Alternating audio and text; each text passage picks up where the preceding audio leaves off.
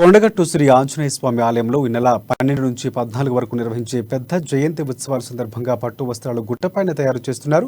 సికింద్రాబాద్ గణపతి దేవస్థానం trust, Telangana Padmashali సంఘం కార్యదర్శి ఆధ్వర్యంలో నలుగురు చేనేత కళాకారులు కొండగట్టు హరిత హోటల్లో మగ్గం ఏర్పాటు చేసి పోచంపల్లి చేనేత పట్టు వస్త్రాలు తయారు చేస్తున్నారు.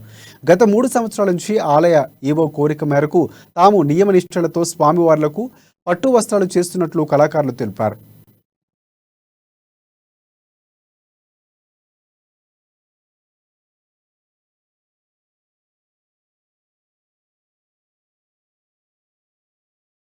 కొండగట్టు ఆంజనేయ స్వామి వారికి నిష్ఠతో పోచంపల్లి చేనేత పట్టు వస్త్రాలు గత సంవత్సరం సమర్పించడం జరిగింది.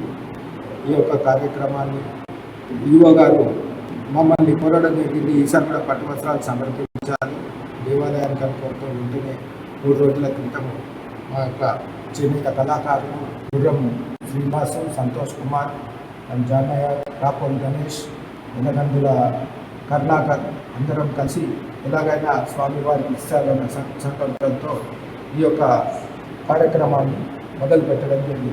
సికింద్రాబాదు శ్రీ గణపతి దేవాలయం ట్రస్టీ, తెలంగాణ రాష్ట్ర పద్మశాలి సంఘం